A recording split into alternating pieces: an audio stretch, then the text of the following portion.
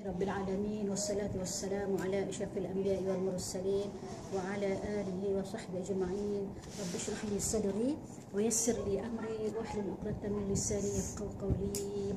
Rabbana iftah bainana wa baina qaumina bil haqq wa anta khairul fatihin. Sadaqallahul azim.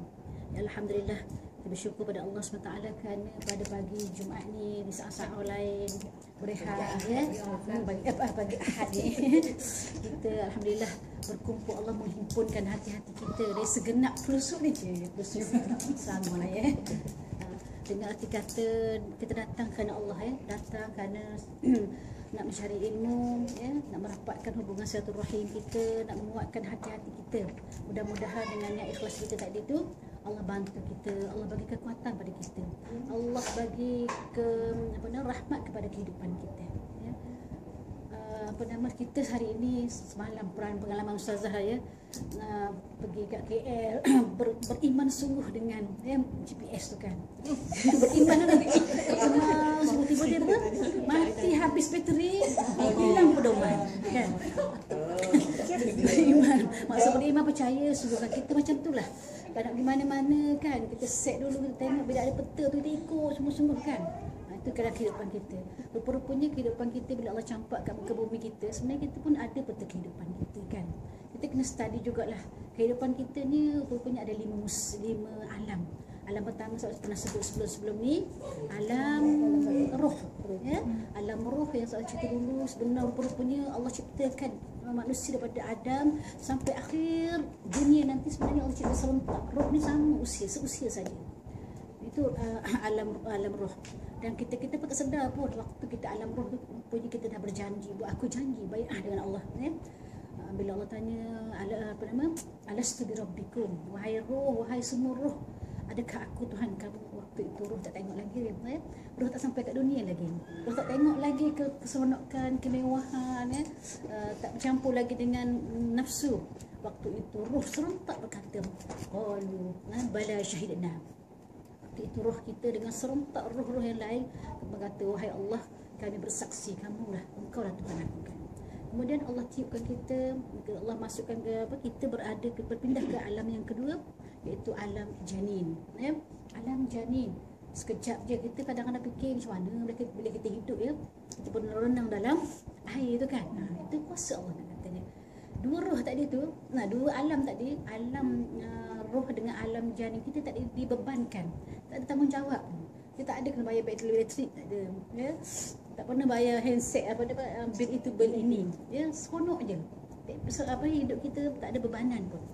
Kemudian bila kita masuk ke alam yang ketiga ya, alam ketiga ni alam dunia, alam syahadah, alam yang nampak ni ya.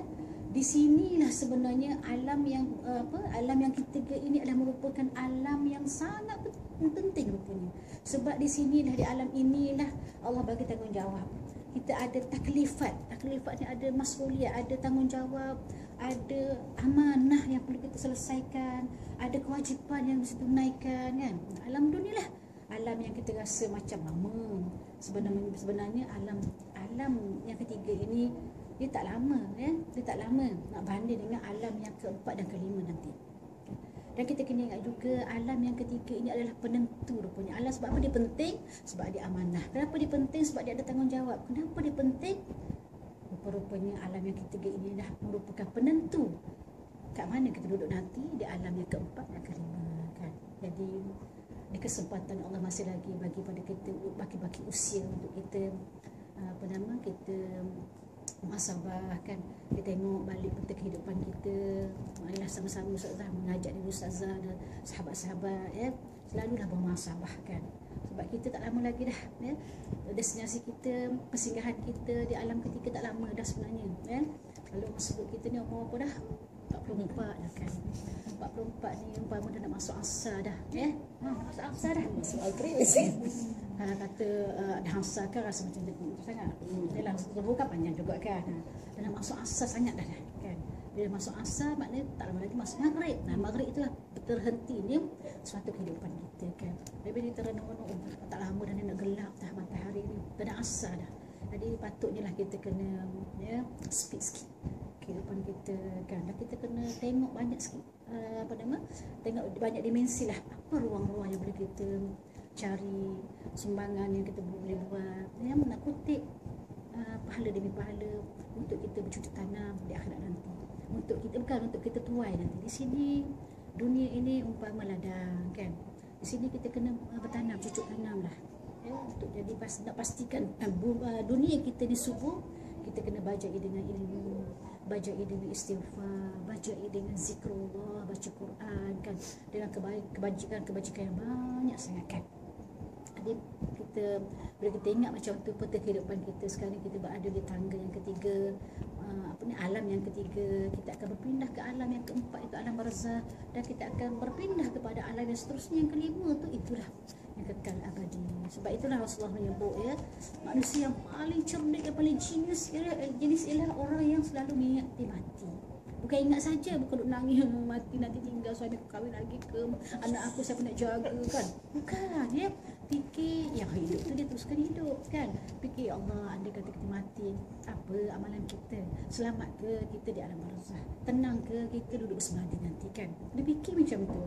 Dan mudah-mudahan ya, apa nama, peringatan-peringatan yang kita selalu dengar dalam ceramah ke, dalam kuliah agama ke, dalam majlis ilmu kita ni, saya terlalu yakin lah, banyak membantu kan.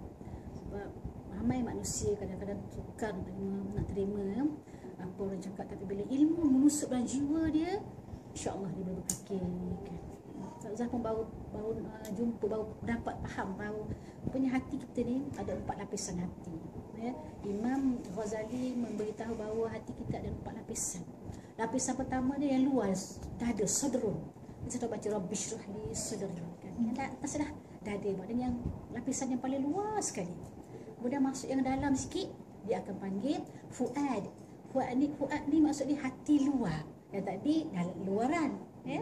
Sadr tu luaran, lepas tu bila fuad tu maksudnya hati, tapi hati yang paling luas sekali. Yang ketiga dia akan panggil apa, panggil qalbun. Qalbun dalam. Maknanya hati yang tengah lah, hati yang tengah tu qalbun. Mula-mulanya sadrun, kemudian apa tadi, fuad. Fuad tu maksud hati, tapi hati yang luar lah, tadi yang dalam bahagian dalam. Sadrun tu dada. Kemudian masuk pada qalbun. Qalbun yang ketiga ya. Qalbun tu yang tengah.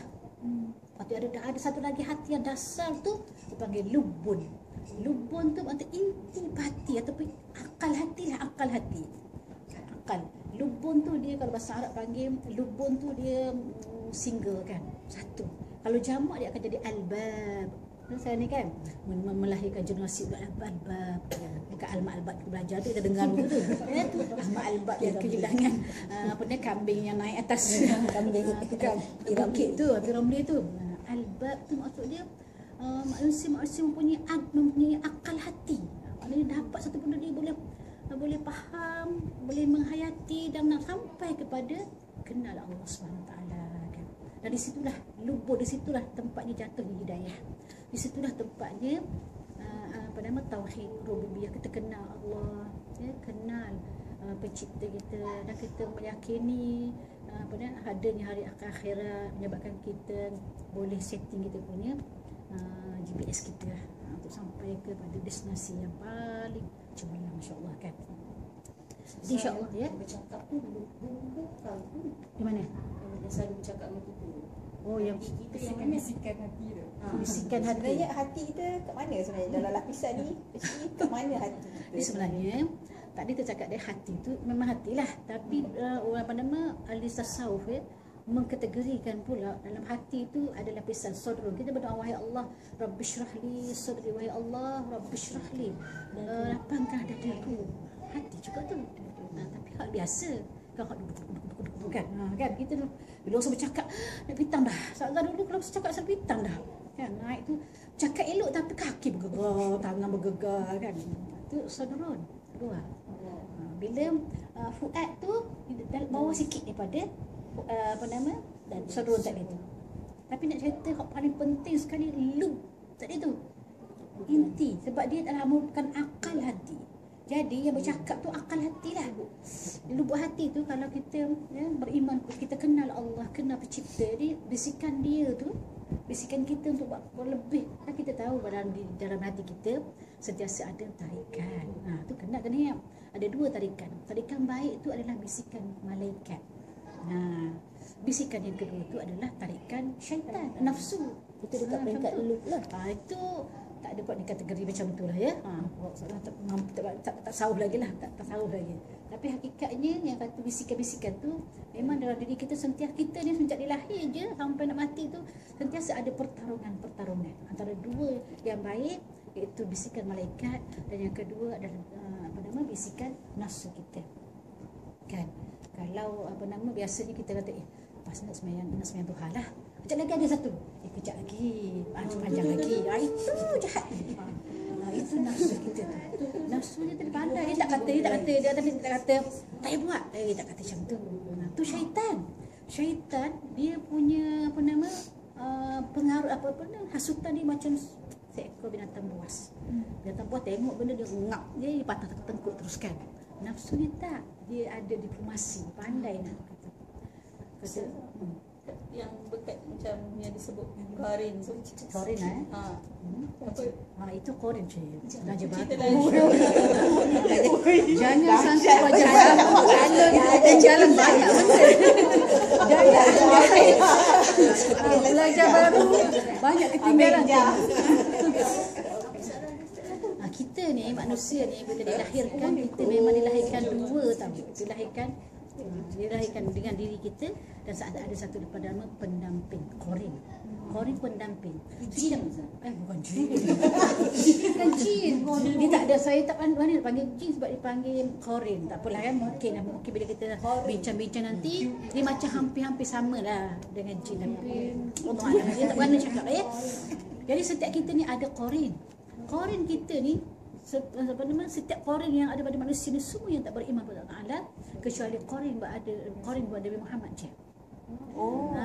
Korin pendamping Rasulullah sahaja yang beriman kepada Allah. Korin kita ni tak beriman kepada Allah. Ada budak student saya dulu, budak Hira saya dulu, susah.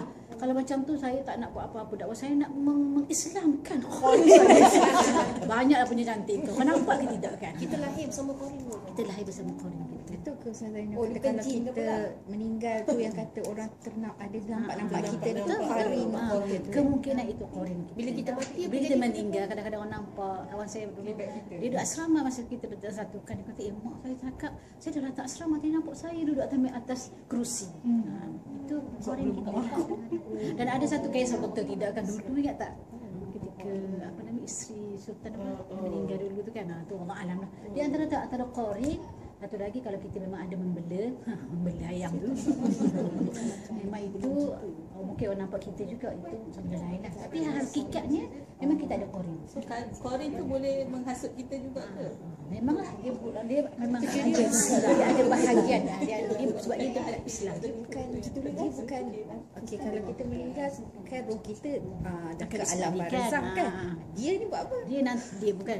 Saya setakat ni tak ukur banyak lagi. Cuma faham macam tu lah ya. Kadang-kadang bila kita meninggal, orang nampak kita sebenarnya kita korin. Dan korin tu dia tak ada tanggungjawab macam kita. Dia perlu soal makan nakir ke. Dia tak ada hari pembalasan, tak ada. Dia tidak ada roh macam kita dan jin. Dia tak ada jasad lah kan. Dia tak ada jasad. Dia adalah Dia ni dalam orang kategori kata jin tu. itu rasa tak banyak cakap macam tu. Jin. Bukanlah jin tapi halus. Dia alam gaib mungkin. Halus. Okey. Okey, lepas tu kita akan nanti kita akan cuba cari balik, pastikan ya. Yang pasti kita ada korin. Sebenarnya korin bila kita kuat iman, kuat Islam, kuat amalan, dia tidak memberi apa-apa kesan sebenarnya kepada kita. Kadang kita tahulah kita dengan makhluk yang tak nampak ni sebenarnya banyak kita berkongsi dengan dia.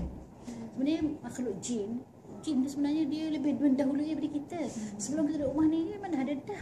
Memang kita berkongsi sangat dengan dia. Dan kita kena ingat bahawa kalau kita takut, dia memang besar. Dia lebih. Kalau kita takut, dia tahu sangat kita takut. Kalau kita takut, dia akan lebih power kuasa. Kita tak boleh. Kita kena memang kita ada perasaan takut kan, kita kena kuatkan iman kita, baca Quran. Cakap pada kau tak ada apa-apanya, aku yang lebih kuasa dalam kau, aku lebih kuat. Memang manusia ada korin kan. Kalau kita kata memanglah hampir-hampir lah Korin tu alam dia alam jin juga kan. So Korin tu fungsinya untuk menyesatkan kita ke dia saja mendamping kita? Wallahu a'lam ya. Wallahualam. Dia dalam kehidupan kita ada perkara-perkara yang memang Allah beritahu hikmah dia kan. Sebab dia tak ada tanggungjawab apa-apa dengan kita.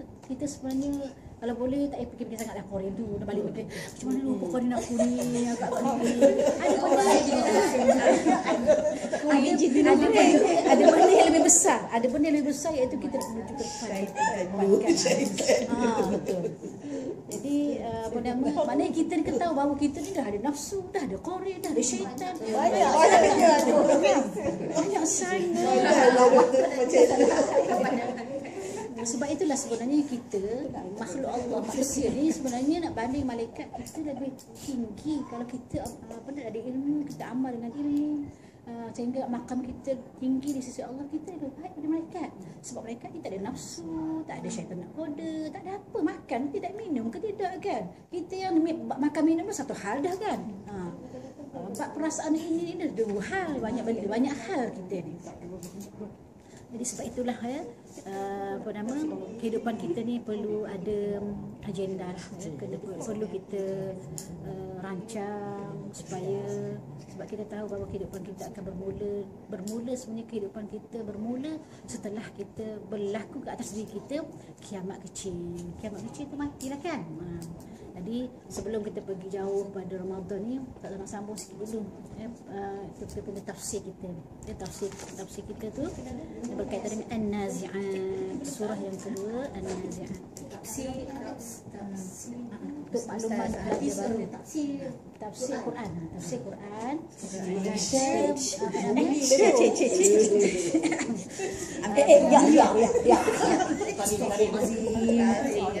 Tak apa, sebenarnya bagi semangat motivasi kita kawan-kawan.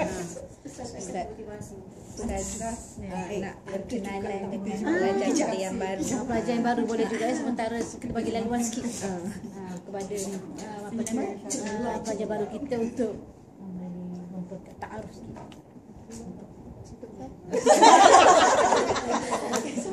Kita orang dulu ta'aruf banyak-banyak lebar, kita ikat kali-kali dulu. Cerita daripada lepas SPM sampai sekarang macam mana? Tak adalah. surah berapa? 79. Yang lepas An-Naba tu. Saya tak kenal nama lah, semua nak kenal saya Ustazah. Saya Fadilah binti Nazrin. Kerja. Saya bekerja di Institut Penyelidikan Perhutanan. Dia orang hutan. Dia dapat udara bersih kat hutan saya. Hutan ke tak? Hutan kan? Tapi hari-hari memang masuk hutan lah. Tengok bersih udara dia dapat kan, kita dapat udara yang bersih. So basically saya kerja, background saya as a researcher lah. Cuma dia 3 atau 4 tahun kebelakangan ni dipinjamkan untuk buat commercialization. So saya sekarang banyak handle syarikat yang commercialkan frame teknologi. Saya lebih pada memantau. Anak saya 5 orang, 2 perempuan, 3 lelaki. Paling besar, yang paling besar yang sulung 16, yang kecil 4 tahun. Saya kat mana? Saya dekat dengan Bandar Baru. Tadi you dah datang dari Cameron Highland apa ni Kak? Genting Highland ada event dekat sepatutnya ada lagi pagi ni. Saya dekat Ponteng. tak apa di Ponteng untuk kebaikan, tak apa kan. Alhamdulillah dapat jumpa Fadilah. Itulah. Susah info. Susah memang. Aku tak expect. Tak pernah jumpa. Masya-Allah, bagus tak je kan? Padahal dekat je. Tak, I jumpa dia di research institute. Sama dengan apa tak ada? Sama dengan tu Lijam Oh, Lijam kerja kat situ juga kan? Masuk Dia nak jadi PM profesor situ kan? Dia bilang profesor dah. associate professor lah ada dia punya name card. Tu hari tu jumpa.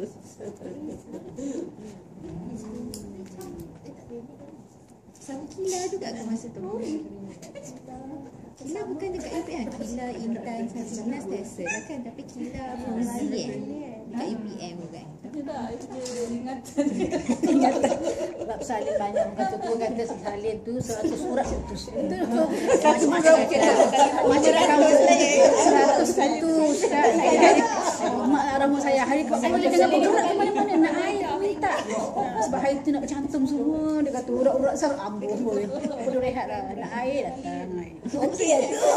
Air ke 40 je. Jadi daripada pagi mandi awal-awal duduk dia pukul 12 boleh baru mak. Dah okey dah. Dah bercantum lah tu. Nak bestnya kena pantang seorang-seorang ya. Kita dah jumpa orang lain. Masuk UPM jumpa orang lain. Lepas tu kita pun dah confused dah. Ni kawan sekolah ke, kawan you ke, kawan matrik ke kan? Confused tengok kita kan. Tapi ingat lah yang ada cerita. Adik nak ingat ke kan? Sedih pula je.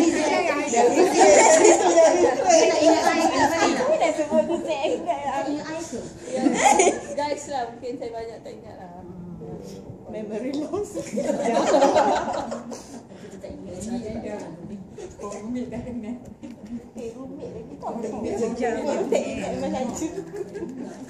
Okey, pasti sambil kita minum nanti kita bolehlah sembang banyak lagi benda patut kita ni.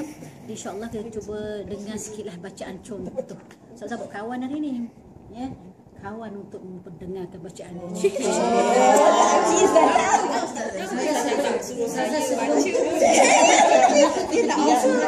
Oh, jap ya. Sebenarnya apa nama kalau ikut dalam pengalaman orang yang nak tarbiyah diri, dia kena nak tafsir, dia tak boleh, dia kita mula pada Al-Baqarah ya. Kita mula dengan surah yang 30, juzuk yang ke-30 An-Naba, juzuk An-Naba. Saya sebut dulu surah An-Naba ni adalah surah yang apa nama yang dia punya struktur ayat dia tu sama ada dari sudut intonasi dia, dari sudut cerita dia banyak mengetuk ketuk naluri kita. Dan juzuk 30 ni majoriti memang yalah pada awal hingga akhir memang dia fokus kepada al-iman bil yaumil akhirah. Al-iman billah, al-iman bil yaumil akhirah. Dua perkara penting, beriman pada Allah, beriman pada akhirat. Dapat sirah, kalau kita tengok sirah sekalipun Rasulullah masa mula-mula dilantik menjadi Nabi, Rasul buat dua perkara ni je. Berimanlah kamu kepada Allah, buanglah sembahan-sembahan, buanglah berhala-berhala. Satu lagi Allah perintahkan Rasul supaya bawa ataupun ingatkan, ajar beriman pada akhirat. Sebenarnya cukup dua perkara ni dah. Dua perkara ni kalau tak ada rukun-rukun iman lain tak apa dah sebenarnya. Tapi nak memperkemaskan ya, nak sustainability, cermat, cantiknya ada rukun iman yang 6 tu. Pertama beriman pada Allah, beriman pada kita, beriman pada Rasul, dekat sebagainya kan. Yang paling penting ni dua, beriman pada Allah, beriman pada akhirat. Kalau orang tu kenal Allah, dia tak ada alasan nak tolak Rasulullah. Tak ada alasan nak tolak Al-Quran. Tak ada alasan nak buat perkara kebaikan sebab dia tahu Allah yang melaksanakan. Kemudian dia beriman pada Allah kiamat, bahawa di sana ada satu kehidupan yang akan abadi. Di sana juga amalan-amalan kita dinilai kan. Ini dua perkara ni penting. Jadi sebab itulah kita sengaja pilih juzuk 30 hari itu tercerita tentang An-Naba, di mana keraguan-keraguan orang-orang kafir, orang musyrikin tentang hari kebangkitan. Dan sebenarnya dalam Al-Quran ni dia macam cerita pada kita, nak beritahu ya, kehidupan kita kat dunia ni daripada dulu sampai sekarang, dia punya skrip dia hampir sama je. Macam satu filem kan, skrip sama, cuma pelakon-pelakonnya yang berubah kan. Jadi bila kita baca ni, kita jangan kata oh ini zaman dulu. Tak, sebenarnya berlaku pada hari ini. Orang tak beriman pada Allah, menolak Al-Quran, semua ada kan. Tak beriman pada hari akhirat, semuanya ada. Cuma pelakon-pelakonnya lain, kemudian mungkin dalam bentuk yang lebih lagi agresif lagi sebab kebijaksanaan lah campur dengan kebodohan dia. Jadi insya-Allah mudah-mudahan surah An-Nazi'at kita ni akan mengetuk hati kita dan dia ingatkan tak nak guna dia. Nak guna dia sekejap. A'udzu billahi minasy الشيطان الرجيم. سعد الغامدي. سورة النازعات. بسم الله الرحمن الرحيم. والنازعات غرقا والناشطات نشطا والسابحات سبحا فالسابقات سبقا فالمدبرات أمرا يوم ترجف الراجفة تتبعها الرادفة قلوب يومئذ واجفة أبصارها خاشعة يقولون أئنا لمردودون في الحافرة أئذا كنا عظاما نخرة قالوا تلك إذا كرة خاسرة فإنما هي زجرة واحدة فإذا هم بالساهرة هل أتاك حديث موسى إذ ناداه ربه بالوادي المقدس طوى اذهب إلى فرعون إنه طغى فقل هل لك إلى أن تزكى وأهديك إلى ربك فتخشى فأراه الآية الكبرى فكذب وعصى ثم أدبر يسعى فحشر فنادى فقال أنا ربكم الأعلى فأخذه الله نكال الآخرة والأولى إن في ذلك لعبرة لمن يخشى أأنتم أشد خلقا أم السماء بناها رفع سمكها فسواها وأغطش ليلها وأخرج ضحاها والأرض بعد ذلك دحاها أخرج منها ماءها ومرعاها والجبال أرساها متاعا لكم ولأنعامكم فإذا جاءت الطامة الكبرى يوم يتذكر الإنسان ما سعى وبرزت الجحيم لمن يرى فأما من طغى وآثر الحياة الدنيا فإن الجحيم هي المأوى وأما من خاف مقام ربه ونهى النفس عن الهوى فإن الجنة هي المأوى يسألونك عن الساعة أيان مرساها فيم أنت من ذكراها إلى ربك منتهاها إنما أنت منذر من يخشاها كأنهم يوم يرونها لم يلبثوا إلا عشية أو ضحاها. Okay, Alhamdulillah kita dah dengar, kita cuba kita perhatikan bacaan Al-Quran. Mudah-mudahan ya, pertama boleh membetulkan bacaan kita. Yang kedua, mudah-mudahan baca tadi kita dengar, kita tadabbur tadi sebenarnya pahala besar. Walaupun tak baca, kita perhati dapat pahala besar dah kan. Dan mudah-mudahan apa yang kita bincang hari ini, tajuk surah An-Nazi'at ni agak panjang ya. Dia ada 3 tahap kat sini. Mungkin kita ambil satu tahap saja ya. Yang pertama sekali kita tengok ya, dalam surah An-Nazi'at Allah SWT menyebut ya, wan-nazi'ati gharqa. Maksud dia wan-nazi'at tu maksudnya demi ini makhluk-makhluk yang mencabut apa yang ditugaskan mencabutnya dengan cara sekasar-kasarnya ya. kawan. Okey. Nanti saya tanya lagi.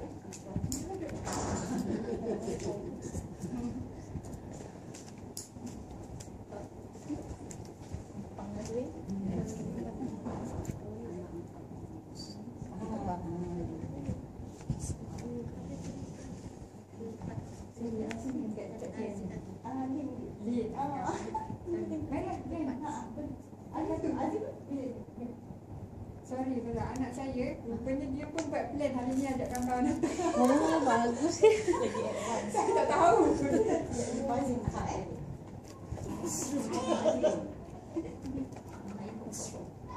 Tak ingat tak? Hebat, Masya Allah.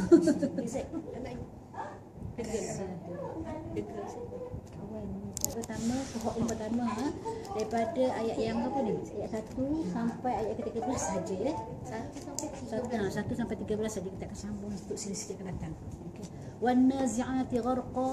Maksud apa? Demi makhluk-makhluk yang mencabut. Apa yang ditugaskan mencabutnya dengan cara yang sekasar-kasarnya. Wan nasyitati nashta, dan yang menarik, apa yang ditugaskan menariknya dengan cara yang selembut-lembutnya. Wasabihati sabha, dan demi makhluk-makhluk yang cergas bergerak, iaitu menerima perintah dengan gerak yang secegas-cegasnya.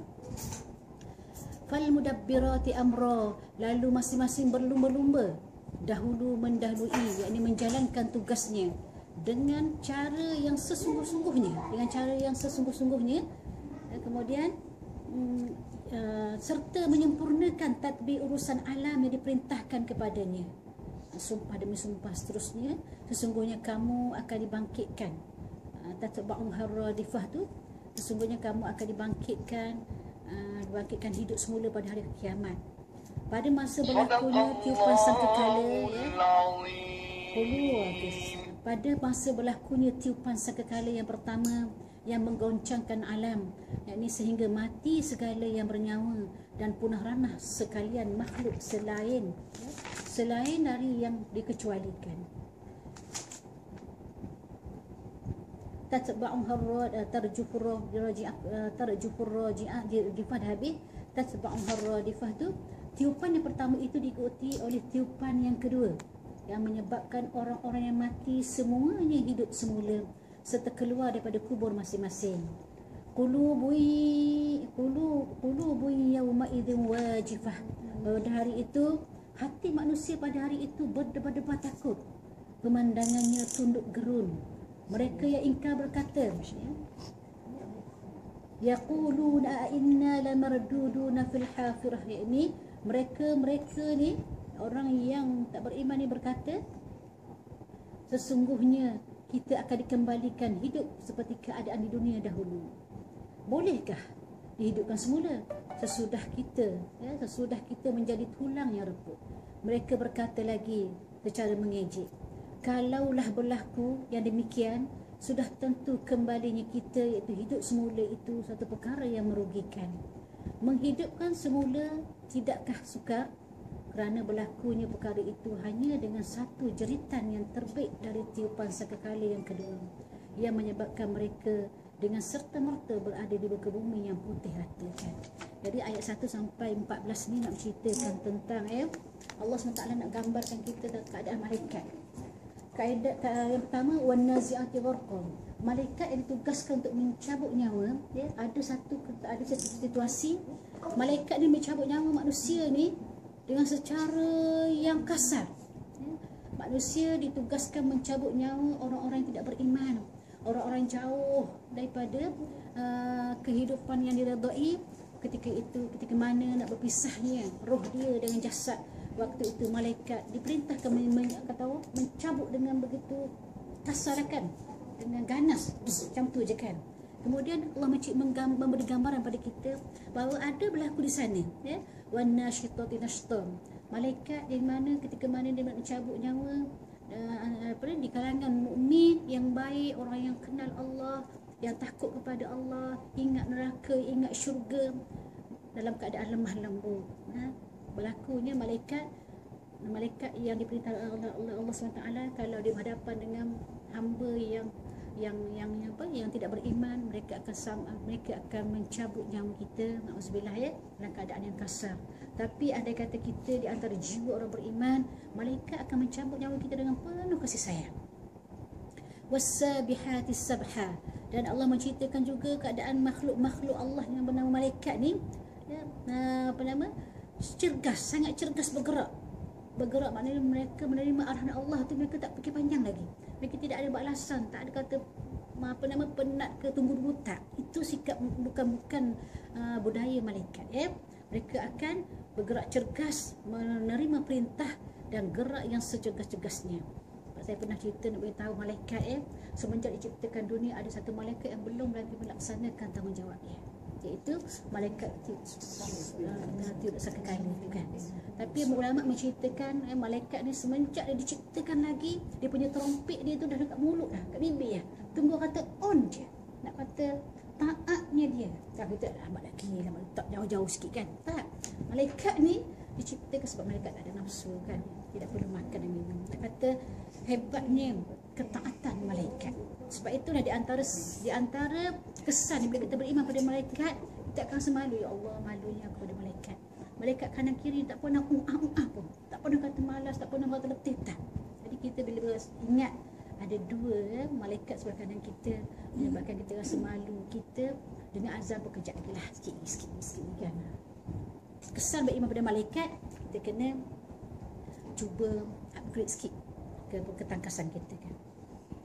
Lalu masing-masing berlumba-lumba dahulu mendahului menjalankan tugas dengan cara yang sungguh-sungguh. Mereka buat dengan penuh tanggungjawab serta menyempurnakan tadbir urusan alam yang diperintahkan kepadanya. Malaikat yang dengan khabarnya tugas memikul arash, memikul arash Allah Taala tu, tak daripada mula diciptakan dunia sampai akhir nanti kerja dia memikul arash. Kita tak tahu arash tu besar macam mana, itu di luar kemampuan kebijakan kita. Sesungguhnya kamu akan dibangkitkan semula pada hari kiamat. Ini cerita penting ni ya, yang perlu kita tanam bahawa kita ni akan dibangkitkan ya. Selama ni kita dengar cikgu ustaz kita cerita bukan suatu perkara yang dongeng-dongeng, tapi pasti berlaku kan. Kita akan dibangkitkan semula pada hari kiamat. Pada masa berlakunya tiupan sangkakala yang pertama ya, bila Allah SWT perintah saja malaikat Israfil kan, tiup sangkakala pertama, semuanya akan mati kan, kecuali yang diizinkan. Ketika itu Allah dan malaikat Israfil lah yang tak meninggalkan. Allah SWT, wahai malaikat, ada lagi tak yang berbaki? Wahai Allah, tak ada kecuali aku kan. Okey, sorry. Ketika mana malaikat Israfil sangkakala tu, dengan dia sekali ya? Dengan dia sekali, kecuali malaikat apa? Malaikat Israel kan. Malaikat Israel banyak kan. Lepas tu Allah kata, wahai Israel, kamu cabut sendiri. Ketika mana malaikat Israel cabut sendiri, dia kata, wahai Allah, sakitnya rupa-rupanya jeritan malaikat Israel tu. Andai kata masih ada baki orang yang belum meninggal dunia, orang belum mati, memang mati. Begitulah nak ceritanya. Itu benda yang tak payah fikir lama-lama lah. Kita cuma fikir bahawa itu dalam kekuasaan Allah. Kemudian Allah hidupkan makhluk yang pertama selepas tiupan sangkakala, malaikat Israfil lah kan. Sebab dia ada tugas satu lagi. Tugas dia meniup sangkakala yang kedua. Bila tiup sangkakala yang kedua, ketika itu akan bangkitlah ya. Setiap yang mati, semua yang meninggal tadi, semuanya hidup semula serta keluar daripada kubur masing-masing kan. Dengan hikmah, dengan kekuasaan Allah Ta'ala, dengan dikala tiupan sangkakala yang kedua tu, semuanya kita yang mati dulu, yang mati sejak zaman Nabi Adam sampai ke hujung dunia, akhir dunia, akan tumbuh bangkit daripada kubur masing-masing seperti cendawan yang tumbuh putih. Ulama menceritakan kita bila mati ya, dalam tanah tu kita dah bercerai dah kan, kemana, ke sini, ke sana kan. Ulama menceritakan saat-saat sebelum dibangkitkan tu akan turun hujan renyai-renyai. Hujan tu turun untuk menyatukan mana saya punya tanah, saya punya badan saya ada kat sana, sikit sana, duduk setumpuk kat sini ya. Itu tumbuh barulah bangkitnya. Maknanya kata orang berhimpunnya Ya, berhimpunnya jasad-jasad kita yang dah kembali pada tanah tadi tu, berkumpul satu tempat, berikutnya sangka kali tu, maka bangunlah kita. Allah kita akan dibangkitkan lagi, ya. Okey, ketika hari itu hati manusia pada hari itu berdebar-debar takut, pemandangannya tunduk gerun. Mereka yang ingkar berkata, sungguhkah kita akan dikembalikan hidup daripada seperti keadaan di dunia dahulu? Maknanya hari kebangkitan tu Allah menggambarkan pada kita. Sebab Allah tahu kita tak mampu nak bayangkan, tapi Allah utuskan malaikat, Allah utuskan Nabi ni, Rasul ni, Allah nak Nabi sampaikan kepada kita. Rasulullah bawa dah Al-Quran tapi tak baca, tak sampailah pada kita kan. Kawan kita dah post surat sampai dah ada dalam box tu, tak baca, jadi sampai tak maklumat tak. Kawan kita dah send dah dekat Telegram ke WhatsApp tapi tak baca, tak sampai kan. Macam tu juga kita hari ini, ya. Allah telah cetuskan hidayah pada kita. Allah bagi keinginan untuk kita mendengar Al-Quran. Itu yang paling patutnya kita buatkan. Jadi Allah bagi tahu awal-awal hati pada hari itu semua manusia akan rasa berdebar-debar takut. Pemandangan semua tak ada tak muka ni, semua tunduk sebab tahu dah, walaupun dia tak belajar, tak pergi, tak mau kelas agama ke, masing-masing tahu dah habis dah aku kan. Kemudian dia kata kat sini, masing-masing tunduk gerun. Bahkan Allah menceritakan di saat ketika itu manusia yang ingkar ni, ya, mereka yang ingkar berkata, sungguhkah kita akan dikembalikan hidup seperti keadaan di dunia dahulu? Ketika mana Rasulullah menceritakan perkara tersebut, manusia orang kafir ketika itu dia tanya, hidup ke? Boleh hidup ke? Dah mati dah kan? Bolehkah dihidupkan semula sesudah kita menjadi tulang yang repuk? Kan manusia mati, dia akan berpisah tulang, mula-mula pecah perut, kan otak kita keluar lendir-lendir, keluar kita punya segala-gala khazanah dalam perut kita ni membusuk kan. Jadi makan ulat dan sebagainya, akhirnya tak ada apa yang tinggal tulang sulbi dengan tengkorok je kan. Jadi kata macam mana, tak masuk dalam akal lah, mushma'ul kata orang-orang kan. Tak logik kalau boleh dihidupkan kembali. Mereka berkata lagi secara mengejek ni, tabiat orang-orang yang ingkar, orang yang tidak beriman pada Allah, tidak beriman kepada Rasul dan mendustakan Rasulullah. Mereka boleh lagi berkata secara mengejek, kalaulah berlaku, maknanya kalaulah sungguh manusia bila kita mati, kita dihidupkan kembali, sudah tentu kembalinya kita, iaitu hidup semula itu satu perkara yang merugikan. Kalau macam tu rugilah, dah buat mati, hidupkan semula kan. Itu adalah bicara orang-orang yang tidak memahami, tidak mengenal Allah SWT. Kerana berlakunya, kemudian ditambah lagi, menghidupkan semula tidaklah sukar. Allah jawab, Allah kata sebenarnya setakat nak hidupkan semula kali yang kedua tu tak susah pun, sebab dulu kamu tak ada, aku ciptakan, lepas tu kamu mati, kamu pernah ada. Jadi untuk aku mengadakan, Allah basitah je, maksud basitah kau kacang je, mudah sangat macam itulah bahasa kita kan. Allah kata mudah sangat saja, sebab Allah disebut kun fayakun, maka jadilah kan. Jadi kerana berlakunya perkara itu hanyalah dengan satu jeritan saja yang terbit daripada tiupan sangkakala yang kedua, yang menyebabkan mereka dengan serta-merta berada di muka bumi yang putih rata. Jadi ayat ni nak cerita kepada kita bahawa kita kena tahu bahawa Allah akbar, aku nak hidup walaupun 44 tahun. Andai kata Allah takdirkan 80 tahun, 90 tahun, sebenarnya tak lama nak banding dengan kehidupan di akhirat. Dan kita kena ingat bahawa kita akan dibangkitkan. Kalaupun kita kata kita Allah uji, ada orang yang daripada semenjak dia muda sampai mati, susah je hidup dia. Dia kena faham bahawa dia orang yang beriman kepada Ta'ala, dia kata takkanlah Allah nak menghinakan aku. Pasti Allah nak bagi sesuatu pada aku kan. Allah bagi dia susah tu, sebenarnya Allah nak angkat darjat dia kalau dia bersabar kan. Allah nak suruh dia banyak merintih dengan Allah. Allah nak suruh banyak merengek, Allah tolonglah. Bukannya kata wahai Allah, asyik aku je kena kan. Bukan macam tu. Jadi dan bila kita faham hakikat kehidupan, kita boleh rasakan Rasulullah selalu menyebut bahawa kehidupan kita ke alam yang ketiga ni sekejap je. Jadi sebagai motivasi lah, alah sikit je pun aku merasai kesusahan ni kan.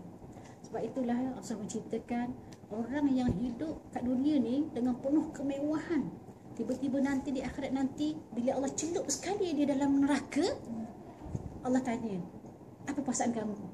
Apa yang kamu rasakan?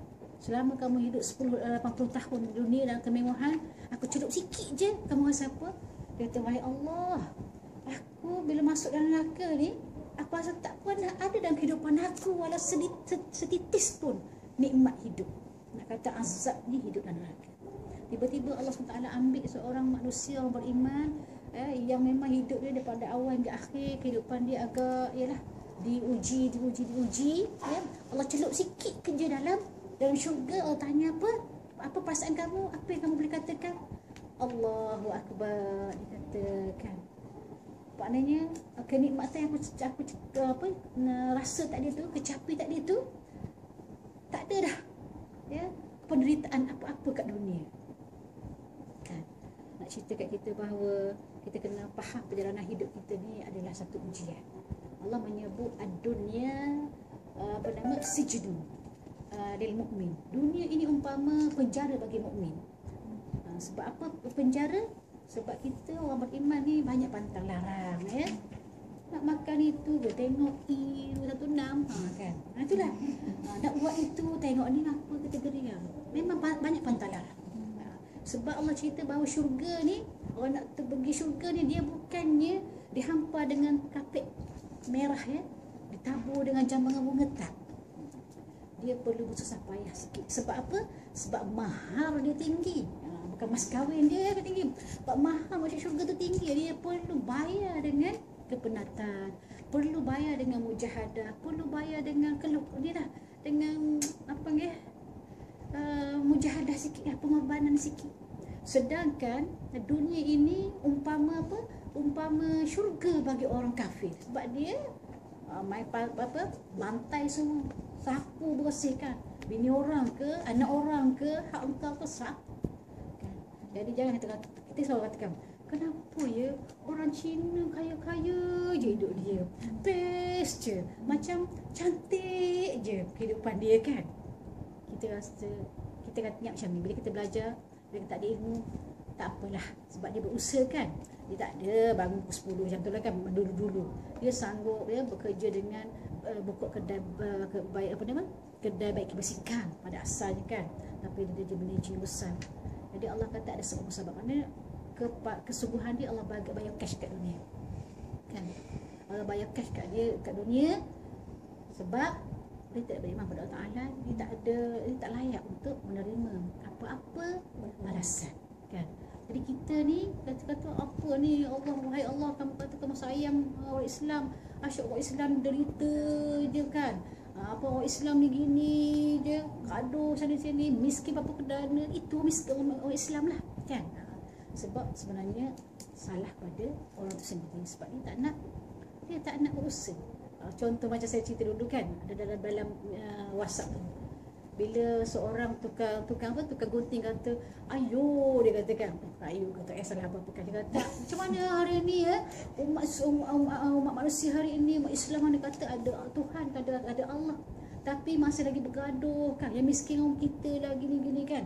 Jadi si hamba Allah tu yang yang jadi klien dia tu, senyap, tak kata ya, bersiap dah ke, dia kata, cik ikut saya sekejap. Tengok kat luar sana, nampak tak pakcik yang ada dekat pondok bas tu. Dia punya rambut dia tak potong, kan. Masai kat sana. Tu pun macam tu juga. Cuba tengok. Dia punya janggut dia tu berserabai je, misai tu. Adakah kat dunia ni tak ada pemotong rambut? Tukang gunting rambut? Adakah kat dunia ni tak ada orang yang boleh menerapikan ni? Ada? Kata Alice, dia tak datang sebenarnya. Kalau dia datang kat kedai aku, handsome apa, kan. Sebenarnya persoalan kamu tanya tadi, kata ada Allah, tapi kenapa manusia hari ini bergalut macam tu, kan, dalam keadaan huru-hara sebagainya? Sebab dia tak datang ke Allah, kan. Kalau si orang tua yang rambut ataupun orang muda tak ada yang rambut panjang datang tempat engkau, suruh kamu terima elok cantik, kan, akhirnya kita boleh tengok orang semua handsome, smart belaka tu, comel-comel belaka, kan. Jadi begitu juga kita manusia. Allah, ya, Allah hanya kalau siapa datang pada Allah, Allah akan bagi. Yang hakikat sekarang ni sebab orang tak datang pada Allah. Ada masalah tak merengek dengan Allah. Ada masalah tak mengadu pada Allah. Itu sudahnya, kan. Jadi nak cerita kat sini, kehidupan kita hakikatnya macam itulah. bahawa kita hidup tak lama kat sini, kita akan berada pada dunia yang keempat dan kelima, ya. Dia sebenarnya panjang. Apa yang pastinya kita kena ingat bahawa Allah nak pasak dalam Al-Quran ni, nak ketuk diri kita bahawa jangan kamu tidur lama dah, bangkitlah, sedarlah, jomlah kita buat sesuatu untuk selamatkan diri kita. Sebab kita berada di alam yang ketika yang masih ada can untuk kita buat sesuatu. Bila kita masuk saja alam yang keempat, habis semua dah, tak ada apa dah, ya? Tak ada apa lagi dah. Dan kita duk rasakan macam kehidupan kita ni macam lama dah. Cuba ingat dulu masa kita kecil balik sekolah, pakai seluar pendek tu je kan, main-main. Ustazah duduk kat rumah Ustazah dekat dengan sungai. Habis main tu kat atas dulu lumba-lumba tu, kata apa dulu? Mana kita kejar-kejar, kita letak dia dalam bulatan tu. Habis kat situ sambung kat sungai pula, main tu lagi kan. Tak habis seronoknya kehidupan kita kan dulu kan. Ingat lagi. So kita dah pergi masuk universiti, seronok dengan kawan, lepas tu dapat pasangan kan. Barulah bermulanya kehidupan kita, nak besarkan anak. Sampai sekarang kita rasa macam lama kan. Rasa lama tak? Lama. Ingat lagi makanan-makanan dulu tu, ingat lagi kita main dulu. Sesungguhnya lah main kampung tu habis kampung lah. Kita round kan. Sebenarnya kehidupan kita sekejap saja. Sekejap sangat, nak banding dengan akhirat. Jadi kita ni berada di ambang hujung dah Syaban kan. Rasulullah dengan sahabat dia bila masuk start dia macam Rajab, sahabat-sahabat dia semua ungkapkan Allahumma barik lana fi Rajab wa Sya'ban wa ballighna Ramadan. Bila berakhir hujung-hujung Ramadan ni, hanya kedengaran di rintihan-rintihan mulut sahabat, ya Allah, ballighna Ramadan, ballighna Ramadan. Wahai Allah, sampaikanlah aku Ramadan, sampaikanlah ya Allah, biarlah aku ada peluang nak jumpa Ramadan sekali lagi. Sebab apa? Sebab sahabat nampak kehadiran Ramadan ni ada satu anugerah untuk kita. Kita ni hiduplah tak lama, dahlah sebenarnya nak bandingkan dengan umat-umat lain, sibuk sangat kita ni. Umat Nabi-Nabi dahulu 100 tahun tu baru balik. Ya Allah, sampai 950 tahun. Sampai umat Nabi-Nabi dahulu tu, tinggi dia tu melebihi tinggi pokok kelapa tu. Ya Allah, panjang kehidupan kita. Alih-alih kita umat Nabi Muhammad adalah metok semua kan pendek-pendek je kan. Umur pun so kata a'maru ummati baina 70 wa 60. Umur aku ni tak banyak, antara baina 70, 70, 60 je. Itu yang lebih pada tu subsidi dah tu, ya. Masya-Allah. Jadi kita 70 wa 60 tu, 60 70 tu biasa dah. Tapi hari ini bila tekanan tinggi kan, lebih pada itu. Belum 40, awal 40-an dah meninggal dah kan. Jadi sahabat nampak sangat. Sahabat nampak bahawa kehadiran Ramadan ni satu anugerah yang besar. Sebab dalam dia tu, yang kita buat pada hari biasa, dia akan gandakan. Yang sunat, biasa buat sunat, baca Quran sunatnya, tapi bila masuk saja, langkah saja bulan Ramadan tu, dia akan jadi yang di-upgradekan jadi sama taraf dengan yang wajib. Yang wajib tu Allah akan ganda lagi sampai 70 kali ganda. Kita bila sogo buat bersih berapa 70 macam kan. Ini bukan sekat 70 kan, sampai lagi 200% Allah buatkan. Oleh sebab itulah kita kena belajar sikit. Kenapa sahabat menunggu-nunggu kedatangan Ramadan? Kenapa kita hanya sepi saja? Rupanya perasaan kegembiraan ataupun tak gembira tu dia merupakan KPI kepada iman kita, pengukur pada iman kita. Orang yang ada ilmu, orang yang faham, bila kita ada ilmu dia tahulah kan. Bila ada ilmu dia tahu Ramadan ni begini, nampak Ramadan ni pelbagai dimensi. Jadi dia saya tak tunggu Ramadan kan. Dan sahabat dia faham sangat Ramadan, sebab itulah bila 30 masuk fasa yang ketiga tu dan habis tu dia akan menangis sebab sayang nak berpisah dengan Ramadan. Kita selalu dengar di mana-mana ayat Quran Allah SWT menyebut auzubillahi minasyaitanirrajim. Kutiba alaikumusiyam kama kutiba alal ladzina min qablikum la'allakum tattaqun. Allah menyebut ya ayyuhalladzina amanu, wahai orang beriman, difardukan ke atas kamu berpuasa. Dan kamu kena ingat, bukan kamu puasa ni bukan kamu je. Min qablikum, ada umat-umat dahulu dah lama dah berpuasa. La'allakum tattaqun. Allah tutup ayat pendek tadi dengan satu jaminan. Kalau kamu buat betul-betul, buat dengan pengisian, buat dengan ilmu, pasti kamu akan dianugerahkan ijazah takwa tu, kan? Ijazah takwa. Jadi kita kena mari sama-sama kita ambil kesempatan untuk kita menghayati sikit konsep Ramadan, supaya Ramadan yang bakal kita lalui itu Ramadan yang sangat-sangat lebih baik pada zaman dulu. Masa kita kanak-kanak, ada ilmu kan, yang kita nampak Ramadan dapat baju raya lah. Dulu Allahu Akbar kan. Dulu kita kalau susah-susah ni raya tu dapat kasutnya. Kasut pula dibelinya kasut sekolah. Sebab lepas tu sekolah. Jadi seluruh kampung kami lah, seluruh kampung pakai kasut sekolah semua je. Sebab tahu dah lepas tu akan sekolah kan. Dan biasa kita tengok bulan Ramadan kita seronok sebab ilmu kita hanya daripada raya, makan-makan sedap, lepas tu main beracun, tu je kita ingatkan. Tapi bila kita dewasa macam ni, patutnya kita upgrade sikit ilmu kita, ya, supaya Ramadan kali ini lebih bermakna. Kalau kita tengok maksud Ramadan tu, rupanya sebelum diletak, ya, Muharram, Safar, bulan awal, jam awal, jam akhir, bulan awal berakhir tu, manusia masa tu belum diletak lagi bulan-bulan kan. Tapi masyarakat Arab dia dah tahu dah. Bila masuk bulan Sya'ban tu maksud dia Sya'ban tu maksud berpecah-pecah. Sebab apa mereka dia namakan bulan Sya'ban tu berpecah-pecah? Sebab penduduk kampung, masyarakat waktu itu dia akan keluar dari kampung, dia akan cari air, simpan air. Ya, cari air, simpan air sebab dia tahu lepas bulan-bulan dia tahu tu yang baru nama lagi Sya'ban tu akan mengalami waktu kering. Yang hari ini kita panggil Sya'ban, Ramadan. Ramadan tu maksudnya panas, terik. Dia ada satu tempat, ya, ada tempat di pada pasir tu Ar-Ramadha. Ramadha tu tempat yang memang kawasan tu, area tu memang panas sungguh-sungguh. Kalau kita letak badan kita tu boleh masak. Dan rupanya sirah memberitahu bahawa di situlah rupanya Bila disiksa.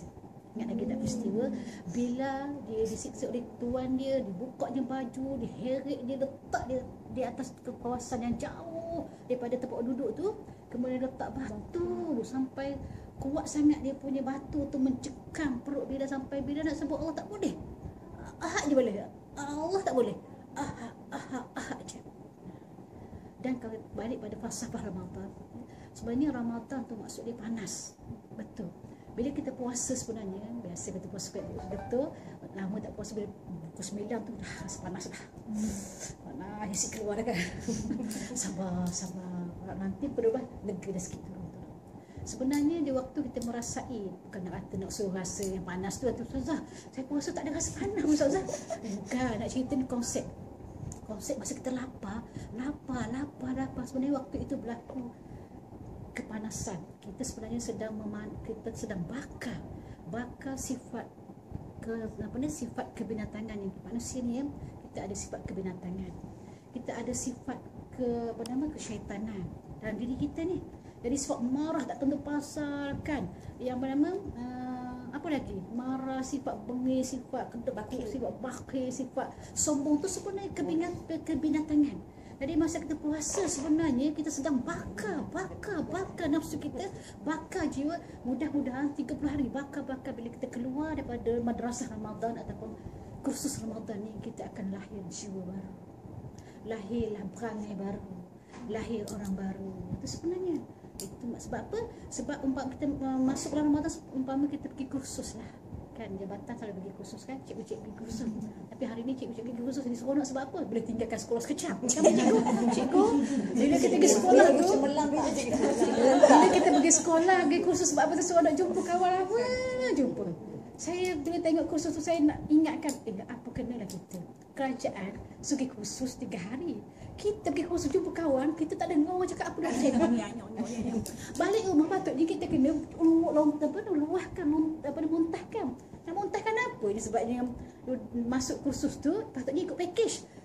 Lalu saja je, dah telinga je, hati tak masuk kan. Jadi kursus tu yang menelan jutaan ringgit ke ratusan ringgit tak berkesan. Macam tu juga rupanya kita masuk Ramadan ni, masuk kursus tak tahun dah. Tapi kadang-kadang kita tak faham package ya Allah sediakan package dia dengan sahurnya, dengan berlaparnya, dengan qiyamnya, dengan baca Qurannya, dengan sedekahnya. Sebenarnya itu package tu. Tapi tadilah kita sibuk sembang seronok je kawan. Maksudnya bila masuk kursus Ramadan tu tersibuk pilih baju mana, rumah warna apa kursi mana. Ni kita dah lalu hilang dah package tu. Jadi keluarnya sama je. Masa kecil dulu